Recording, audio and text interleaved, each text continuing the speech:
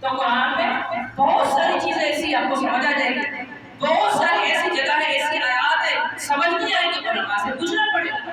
لیکن آپ کے قرآن پڑھنا نہیں ہے تو یہ کیا بات ہے؟ قرآن پڑھیں، قرآن کے ساتھ اپنا تعلق جوڑیں، قرآن کو ترجمے کے ساتھ پڑھنا شروع کر دیں، اس کی تفسیر پڑھیں، جہاں سمجھ میں آئے علماء سے رابطہ کریں، علماء کے ساتھ جڑے رہیں، ان کو فون کریں کہ یہ سورت پڑھ رہا ہوں اور یہ آیت نمبر ہے، یہاں ترجمہ یہ ہے، مجھے سمجھا دو یہ کیا بات ہے، سمجھ نہیں آئی۔ لیکن اس کا معنی یہ نہیں ہے کہ آپ قرآن کو پڑھیں نہیں، قرآن کی صرف عربی کو رٹا لگا لیں، ناظرہ پڑھ لیں، لیکن قرآن کو آپ کر سکتے ہیں۔ دنیا کی تو کوئی کتاب آپ بتائیں جس کو پڑھا جا رہا اس کو سمجھا نہیں جا رہا سوائے قرآن کریم۔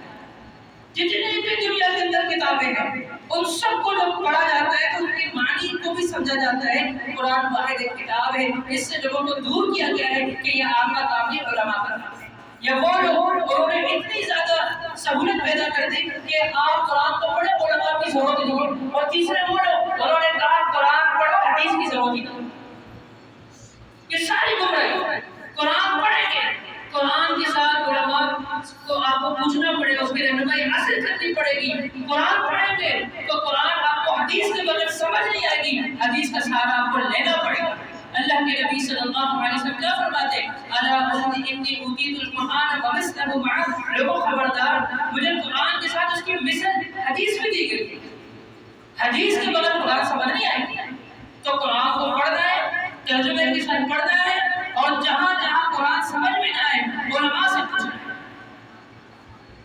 اور اسی طرح آپ دیکھیں قرآن کریم سورہ فاتحہ پہلی سورت کیا موضوع ہے؟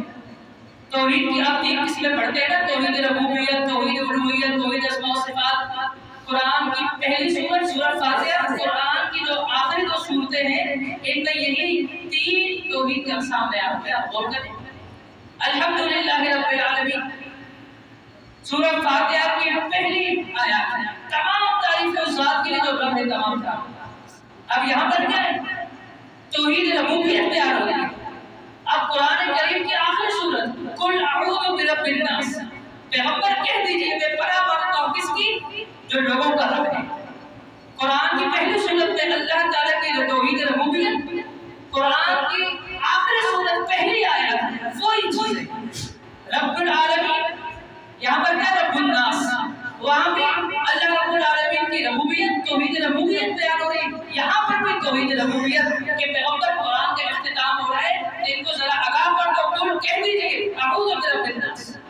لیکن آپ دیکھو اللہ تبارک و تعالیٰ نے پہلی آیات کے اندر اپنے رب ہونے کا اللہ رب العالمین نے بالکل ہمیں واضح بتا دیا، اور آخری سورت کی پہلی آیت میں اللہ رب العالمین نے یہی بات بتائی۔ لیکن اس کے بعد آپ دیکھیں لوگوں کو پتہ ہی نہیں رب کا معنی کیا ہے۔ رب جو لوگوں کو پالنے والا ہے، پیدا کرنے والا ہے، رب العالمین تمام جہانوں کا رب، کسی ایک علاقے کا، کسی ایک قبیلے کا، کسی ایک جگہ کا، کسی ایک ملک کا نہیں، رب العالمین تمام جہانوں کا رب ہے۔ رب الناس، دنیا میں جتنے لوگ بسے ہیں، جتنی بھی مخلوق ہیں، سب کا رب ہے۔ جب رب ہے، پیدا کرنے والا وہ ہے، تو پھر اسی سے مانگا جائے۔